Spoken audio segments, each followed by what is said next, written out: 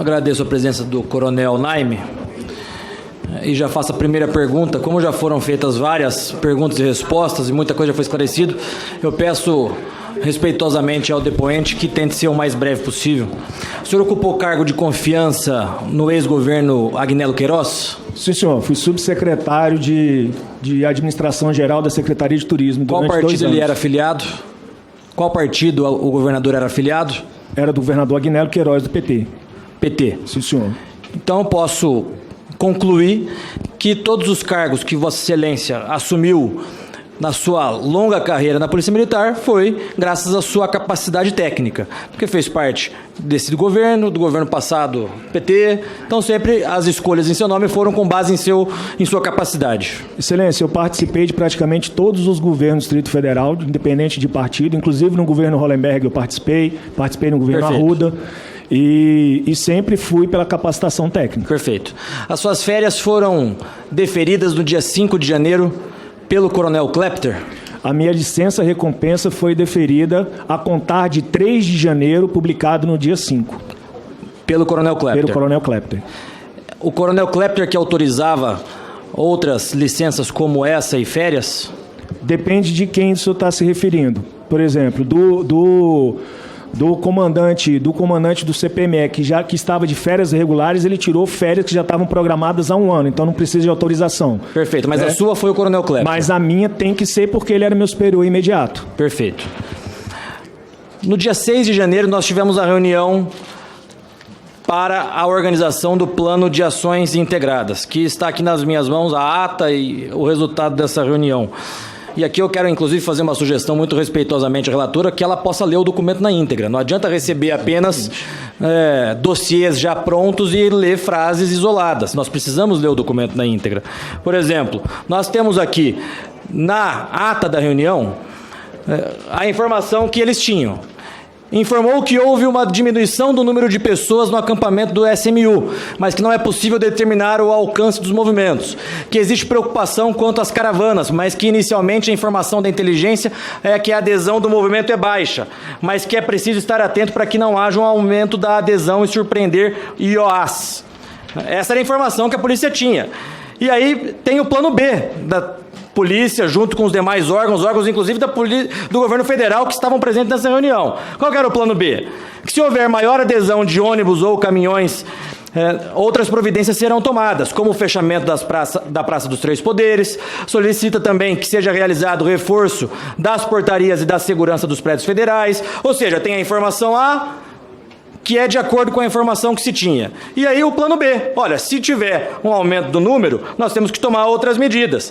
E aí o documento, nobre relatora, passa a identificar as responsabilidades de cada órgão, inclusive e principalmente da Polícia Rodoviária Federal. Por exemplo, que se houvesse esse aumento do número de manifestantes, o trânsito deve estar atento para a identificação de todos esses ônibus que chegavam.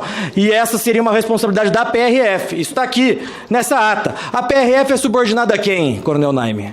Ao Governo Federal. Governo Federal. Ministério da Justiça. No dia seguinte a essa reunião foi no dia 6 às 10 da manhã. No dia seguinte, no dia 7, Vossa Excelência disse aqui que a ABIN cria um grupo de WhatsApp chamado CISBIN e notifica algumas pessoas da Polícia Militar sobre a mudança do entendimento que eles tinham, do cenário que eles tinham. A ABIN é subordinada a quem, Coronel Naime? Governo Federal. Ao Governo Federal. Governo Federal. No dia 8 de janeiro, dia das manifestações, então, Vossa Excelência já estava de licença na sua casa com sua família, como já foi bem explanado aqui. Se o senhor me permitir... Claro. Existia um outro grupo chamado CONCISBIN, da ABIN, que integrava praticamente todas as forças, menos o GDF. Todas as forças federais estavam nele. E ele já existia há mais de ano. E ele, desde segunda-feira, ele já vinha informando que o acampamento estava desmobilizando, que o acampamento estava acabando. E aí, somente no sábado é que esse cenário muda. Perfeito. Só para auxiliar o senhor, e aí No dia 7 é que é formado o grupo CISP, que é esse que eu falei, CISBIM, que não é CISBIM, é CISP, CISP, né? Que era coordenado pela Subsecretaria de Inteligência e que a ABIN estava nele, além de outros órgãos. E a ABIN que alimentava as informações nesse grupo. As informações e os alertas. Agora, eu não sei, né, se desse grupo esses alertas foram passados aos tomadores de decisão. A ABIN que é subordinada ao GSI, cujo ministro estava dentro do Palácio do Planalto num dado momento, como revelou as imagens da CNN. Fique claro e registrado isso. Eu vou registrar, Excelência, mais uma vez. Os senhores precisam ter acesso aos relatórios da ABIN. Perfeito. No dia 8 de janeiro, então, nós tivemos a manifestação. Foi o coronel Klepter que tomou a decisão da tropa ficarem sob aviso e não acautelados? Excelência, eu vou ser muito leviano de responder isso diretamente, assim, foi o coronel Klepter, né?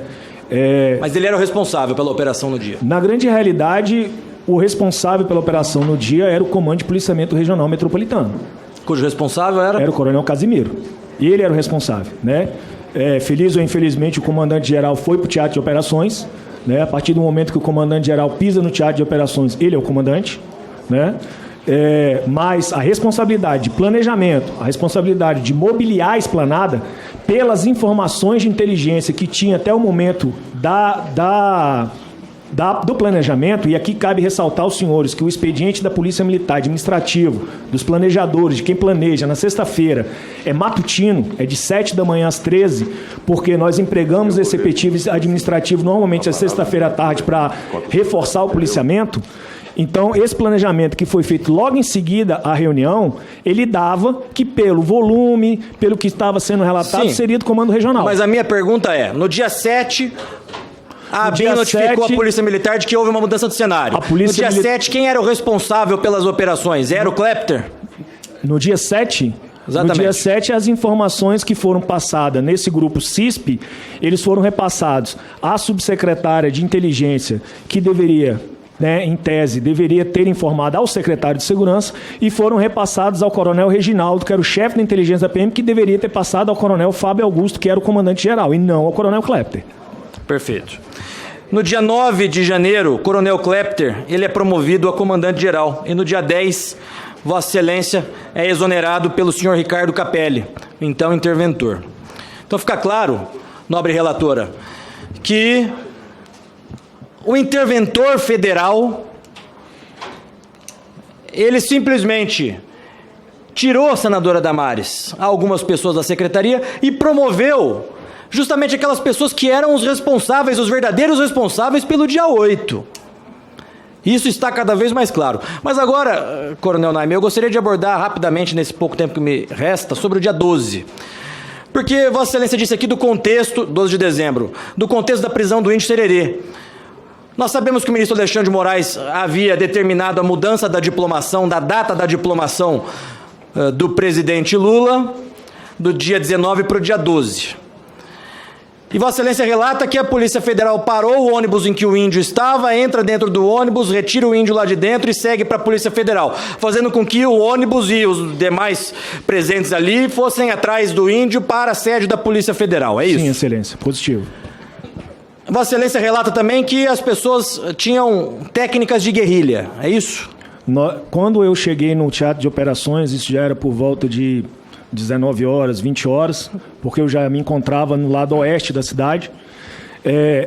Eu entrei na linha de choque, né, e com a linha de choque eu pude perceber que não Sim. era uma movimentação comum. Você tinha já presenciado manifestações com esse mesmo teor? Movimentações que eu digo de pessoas de direita, né, do 7 de setembro, manifestações na época pelo impeachment da Dilma. Haviam pessoas com essas características no passado? Sim ou não? Excelência, eu não sei precisar. Eu particularmente não vi. Perfeito. É de se supor, inclusive, que no dia 12, como nós tínhamos aqui a diplomação do presidente Lula, estavam nos hotéis adeptos do Partido dos Trabalhadores para acompanhar a diplomação do presidente Lula.